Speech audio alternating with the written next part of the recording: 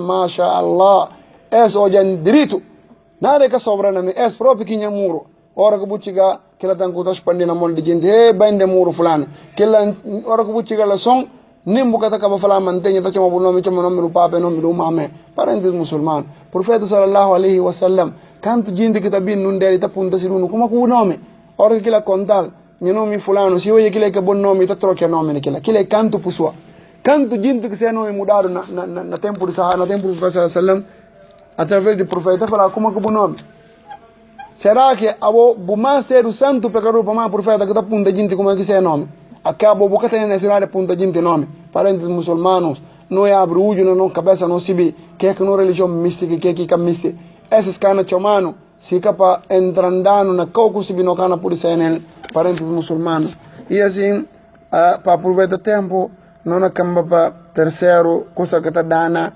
religião o musulmano dade de musulmano terceiro ifala man lam yukaffir al mushrikin aw shakka fi kufrihim aw sahhaha madhhabahum kafara مثل اليهود والنصارى وغيرهم هؤلاء كفرهم الله في غير ما آية فإذا لم تكفرهم أو شككت في كفرهم أو صححت مذهبهم فإن الله أو فإن القرآن قد كذبهم وكفرهم parentes musulmano terceiro e fala tudo quem que kawaja como kafiri para não ponta direito e para não prestar atenção que não fala tudo musulmano querente na Deus que kawaja como desquerente e kawaja como kafiri ou ele waja caminho ou métodos que o kafir está adora Allah ou caminho que ele pega que lá também é bom caminho que alguém está se bisando no Islam subhanallah aos canto muçulmanos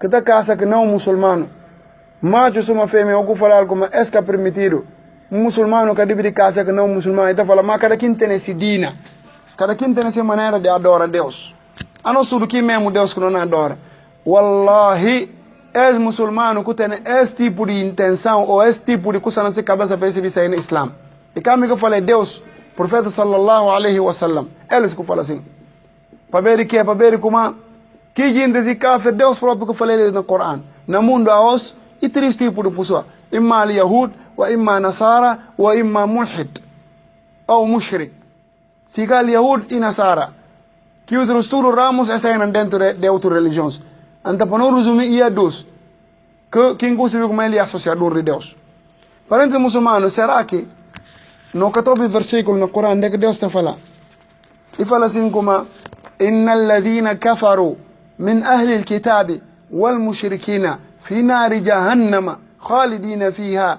abadan ulaika hum sharrul bariyya no 14 versículo innal ladhina kafaru kaffarahum Allah fi bidayati al-aya Deus fala com certeza gentes cedo kafiri a partir de gentes que entregaram o livro na al-yahudis que nasara من أهل الكتاب ومن هم أهل الكتاب ألا وهم اليهود والنصارى إفلا كلا سيرو كافر أبا أوسو تفلا كاركين نادور Deus muçulmano que tem que falar conversa parentes muçulmano mulher muçulmano que permitir pe casa com homem não muçulmano homem muçulmano que permitir pe casa com mulher não muçulmana parentes muçulmano Deus fala assim como la hunna hillul lahum wala hum yahilluna lahun e que permitido para vós, para o caseles, e ninguém lhes também que permitido para casa vós também. Deus fala assim como,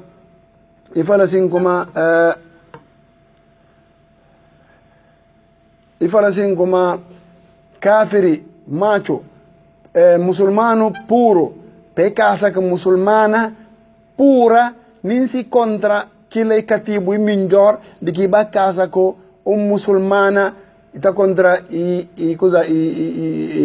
cativo é o não muçulmano que cativo e tem tudo para o casa que lá para o casa com muçulmano cativo e melhor do que o casa que não muçulmano que cativo e tem tudo parentes muçulmano e que permitir na Sharia de Islam antaí assim outro muçulmano está falando mas disal kada kin na dora Deus maneira que misti nakal ndeka bu sake naka religion o jaga Deus fala kila si ke kila si kafiris aw sahaha madhhabahum ke ko wajel sana fala bo fasi maneira ku misti fasi maneira que misti aw sun la religion ka tem fasi maneira ku misti chong iri Deus iri anda profeta kimi sirianda iri anda livro kimi sirianda anda tur kinga misa dor do ina fasi maneira que Deus misti ika maneira que bu misti fasi maneira ku misti ka tem fasi maneira que Deus me maneira que o profeta oriental anda muçulmanos aos que tá colega que não muçulmanos ora que vou falar eles fazer eles dawa tomeles bebim para Islam ita fala mami karakin tane sidina itane intane dina itane sidina no sur ki memu do suna andor sim ki memu no suna andor ma maneira que buna andoral e casin que Deus misti que mandal yahudos ou nasara seruka nasara quando nasara que tá fala como Isa e filho de Deus Deus fala no Coran قل هو الله أحد الله صمد لم يلد أكد زفيان القرآن قرآن غورة فلسين كما توركين كد زفيال سيدوني كافر سي النصارى فلا إيسا يفجر ديوس أتا فلا يفجر ديوس عندك يالجين كما كابونا وجه كما كلا دينا قرآن فلسين كما ديوس فلسين كما إن الله ثالث ثلاثة فلا ديوس إتريس eles que estão falando no nome do Pai, com o Filho, com o Espírito. Logo eu como Deus e três. E para isso uma filho, isso uma coisa do Espírito. Esse não é que Deus fala como é que do amamin ilahin illa Allah. O Deus fala outro tipo de coisa da hora que tem si que Deus. Inna Allah thalith thalatha wa amamin ilahin illa Allah. Deus fala o único Deus que tem ele. Anta gente que está falando conversa, aquilo se que é kafir. Porque sallallahu alaihi Deus fala no Coran, وقالت اليهود عزير ابن الله. اليهود كفل عزير في Deus. Deus fala لم يلد ولم يولد. وقالت النصارى عيسى ابن الله. نصارى فala اليهود كريستيان fala assim como Isa é filho de Deus. Deus fala لم يلد ولم يولد. Como acabou nem bata fala como que pega esse direito, que não pega esse direito, não sur que mesmo Deus. Cada nenhum muçulmano é que tem que ser do que como na põe na boca basa para ter dúvida na ser kafirindade dúvida que tem na kafirindade de quem casa dentro seria de Islam parentes muçulmano tudo quem casa dentro do Islam dúvida que tem na kafirindade de que Deus próprio fala que alguém kafir innal ladhina kafaru min ahli alkitabi wal mushrikina fi nar jahannama como que gente surna vai para fogo do inferno parentes muçulmano por mais que seja dina bonito budiante parentes muçulmano que alguém que muçulmano que me fala assim versículo do Coran كلا كفلا سين بارنتس مسلمان يودر حديث كوسي ما يسنا صحيح مسلم بروفيسور صلى الله عليه وسلم كيف فلا لك حديث يفلا والذي نفسي بيده لا يسمع بي من هذه الأمة يهودي ولا نصراني ثم لم يؤمن بي لم يؤمن بما جئت به إلا كان من أهل النار الله أكبر بروفيسور فلا ناس بوفو tudo quem coube na informação com binkel eu binha religião que tisse na Yahud que ser dos judeus isso mana nasara que ser cristão depois que alguém que binta na fé na que cami Muhammad tisse para ser se bicuma se muri na ser de inferno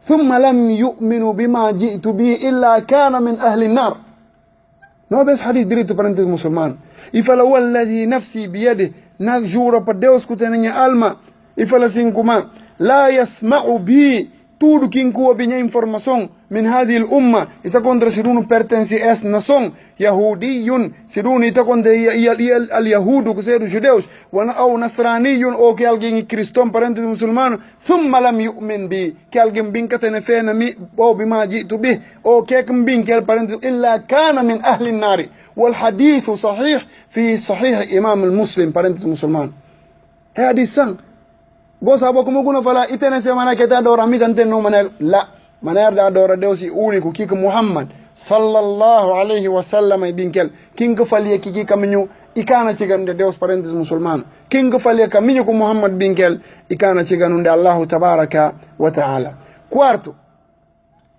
quarto dentro de que 10 coisas como fala ali e que lá que tá fala assim como man i'taqada أن غير هدي النبي صلى الله عليه وسلم أكمل من هديه أو حكم غيره أحسن من حكمه كالذي يفضل حكم الطواغيت على حكمه فهو كافر كافر بالله جل وعلا فمن اعتقد أن هدي أحد من الناس أحسن أو مماثل أو يجوز أن تحكم به من دون الله فهذا هو الشرك الأكبر. قال تعالى: ومن لم يحكم بما أنزل الله فأولئك هم الكافرون. Parentes muçulmanos, quarto e que tudo quem tem essa ideologia de como outro dia está lá, outro tipo de instruções tem, outro instrutor está lá, como o profeta sallallahu alaihi wasallam, outro lei está lá, que melhor lei que mais de Coran, outro lei está lá, que melhor lei que mais leis que bem na sunna do profeta sallallahu alaihi wasallam que deve ser implementado, riba dessa humanidade que alguém está se belisando no Islam.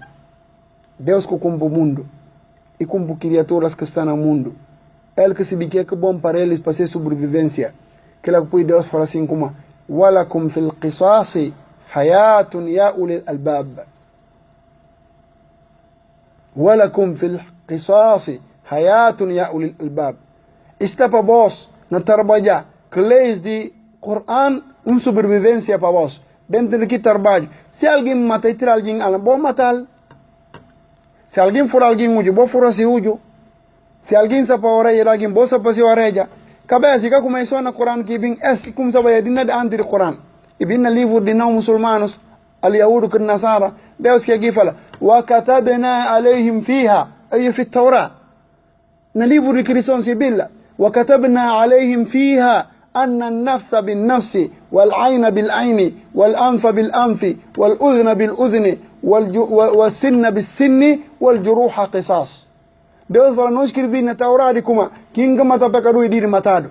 Esse no livro de cristãos, não fala livro que é tomar onça inventar a rabidade, fazer maneira que é mistir para seguir seus caprichos lá. Não fala de que livro de verdade de cristianismo, que nós muçulmanos também não seta. Aquilo que Deus fala, não põe ele como quem mata está matado. Quantos criminosos que não andam na bons carros no mundo aos? Cusibe como é matar milhões de pecadores. Mas a lei que está apanhando aquelas, para ver que a lei que não queria para não próprio cabeça, e está apanhando quem que não miste. E está dizendo quem que não miste. Quanto criminoso que mata, não pode falar metade de país. Quanto criminoso que põe metade de país na chora fome, que elas dizem ainda livre. Está aprendendo furtadores de cabra. Furtadura de galinha, furtadura de caçalora, aquelas que estão morrendo na prisão. É sutado, toque, que ela está de celes para ver, é que furta, que pelo menos furta aqui na baleu. Parentes muçulmanos, para não riba para não tema. Quanto gente que está fazendo uma coisa dessa? Deus fala, quem que mata, vai matado. Se contra aquela tem Deus fala, não vive, para ver o que? Para ver como, nem se nunca diz alguém, para ver de ele, não diz algo, para ver de minha cabeça, porque se você matar, ela não mata. Deus fala, a nafsu bin nafs, se mata, para o matado. Est-ce que Sharia, est-ce que lei de Deus, est-ce que Constituição de Deus, est-ce que lei que Deus diz? Se você for alguém, o dia furou de bo. Você para nariz de alguém, essa para de bo. Você para ir essa para de bo. E assim, vou mostrar alguém medido que limite que vou mostrar lá botam bulanhar. Aos meninos garante, coisa assim, o patch, se não quebra a garrafa. Coisa assim, ele ambufaca. Para falar ele mamo funado. Para falar ele que ele que tem a coragem, sangue que buca cumpo, alma que buca cumpo, buta tira aquela. Wallahi, se você ver que Ibn Masud fala radiyallahu anhu, e fala assim como o professor sallam como la zawalul Kaaba ahwanu ila Allah min qatl nafs al-mu'mina. Como para Kaaba para bubai o toma pilão o quebra a Kaaba. Ndak jinta vai fazer peregrinação e melhor para poder como matar muçulmano, parentes muçulmanos. Quando muçulmanos que não tira alma de ser acompanhado para ver dinheiro sem o cabalinada. Quando muçulmanos que não ser o sábado de levar alguém no muro para matar aquela. Sim, e está fazendo efeito. Não quero falar que está fazendo efeito para ver Satanás que está trabalhando com ele. Parentes muçulmanos no meio de Deus. Nessa parte ali para ver o que é? Para ver como Deus nem vai julgando. Anda melhor lei e de Deus. Quem não entende melhor lei e instruções e de outro alguém fora do profeta. Se não está serviço no Islam. Na parte de lei ainda não fala, não manga de tabancas. Fasiru risina está dita na toma mantampa. Pasutal, como aquela que lei que ele se apoia. La lei de Deus. E que lei que de gente, e que garante tabanca. Garante tabanca está por dentro. Lei de Deus. Inil hukumu illa lillah. Lei de Allah tabaraka. Deus como quem que faz zina, ele põe sharia contra aqui que ele fazer. Se contra casa sharia contra aquilo, se bocana fazer aquilo, acabou implementa nenhum tipo de lei riba dele. Bija que bocana fazer de Deus, acabou fazer de Deus. Para ver o que? Para ver como quem que diz a lei de Deus, Deus fala, ulaika humul kafirun, que alguém sai dentro do Sharia do Islam. E está acontecendo a possibilidade de fazer parentes muçulmanos. Enquanto a instrução do profeta, a manhã a gente está